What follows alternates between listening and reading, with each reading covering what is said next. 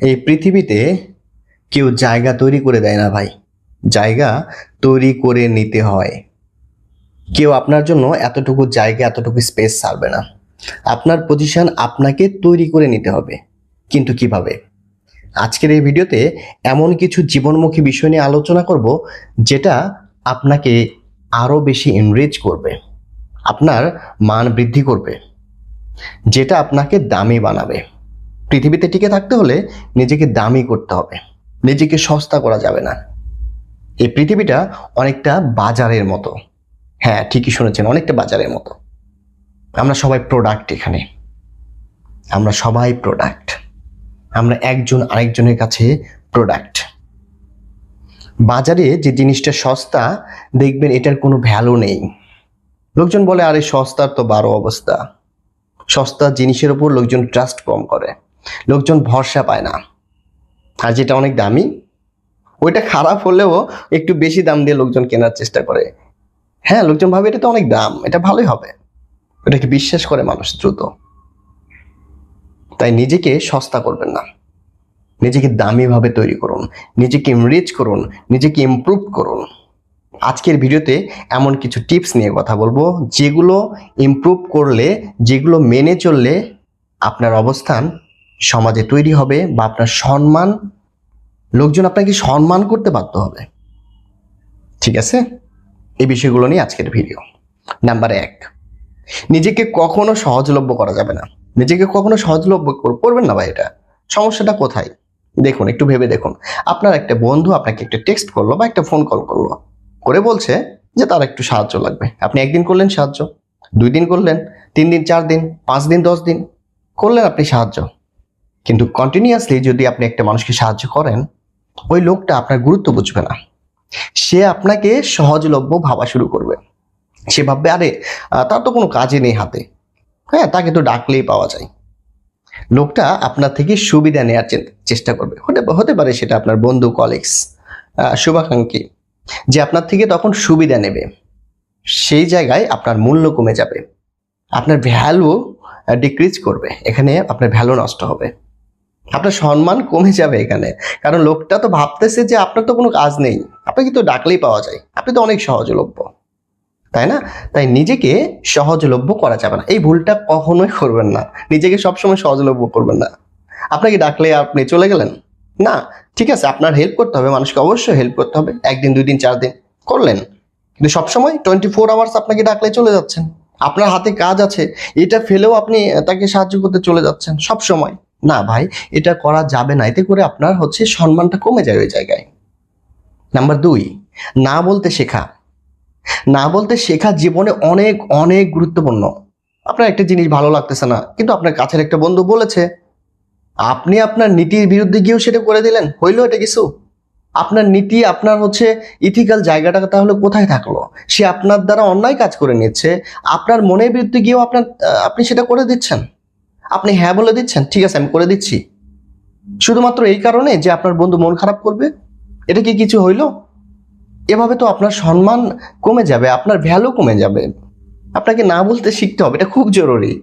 জীবনে সব জায়গায় হ্যাঁ হ্যাঁ বললে আপনি ধরা খাবেন ভাই, পদে পদে ধরা খাবেন, এটা করা যাবে না। ঠিক আছে, এটা একটু মাথায় রাখবেন। নাম্বার 3, কথা কম কাজ বেশি। সব জায়গায় গল্প দিয়ে দিলেন, হ্যাঁ এই করবো সেই করবো, হ্যান ত্যান, অনেক কিছু, কিন্তু লোকজন আপনার কাজ কি গুরুত্ব দেয়?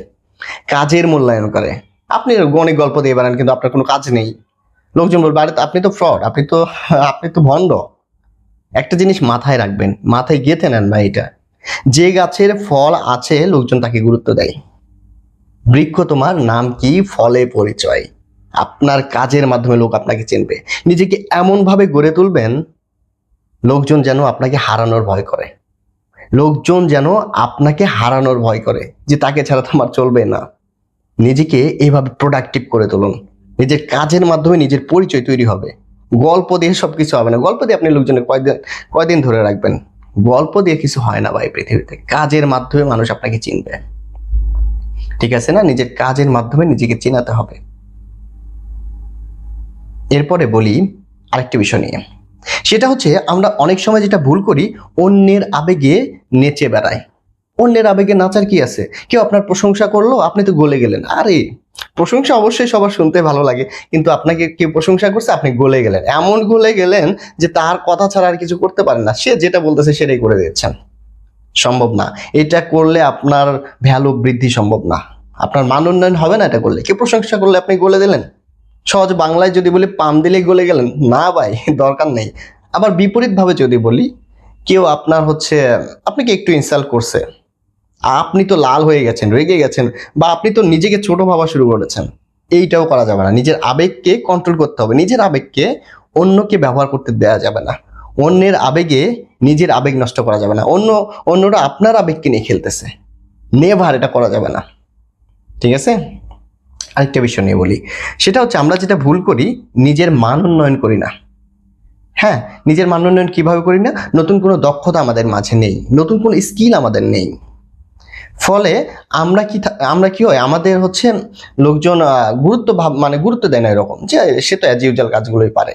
কিন্তু আপনি যদি ব্যতিক্রমধর্মী কিছু পারেন, আপনি এমন কিছু পারেন যে অন্য লোকগুলো সেগুলো করারও সাহস করে না, অবশ্যই পজিটিভ কিছু, অবশ্যই যেগুলোর ভ্যালু আছে, আপনার এমন কিছু দক্ষতা আছে, লোকজন আপনাকে খুঁজে বেড়াবে, হন্য হয়ে খুঁজবে আপনাকে। আপনার ইনক্রিজ করতে হবে, নিজের এই যে ভ্যালুগুলো ইনক্রিজ করতে হলে আপনার এই সেলফ ডেভেলপমেন্টে কাজ করতে হবে, আপনার দক্ষতাকে বৃদ্ধি করতে হবে। এটা খুবই জরুরি ভাই, নিজের দক্ষতাকে বৃদ্ধি করুন, সময়কে কাজে লাগান। ঠিক আছে? একটা জিনিস মনে রাখবেন, নদীতে অনেক পানি, লোকজন গুরুত্ব বোঝে না, কিন্তু যখন একটা বোতলে একটা ব্র্যান্ডিং ট্যাগেই পানি, বা বোতলজাত যে পানি, দেখবেন ওই পানি মানুষ কিনে খাচ্ছে, কারণ এই পানির মান বৃদ্ধি করা হয়েছে।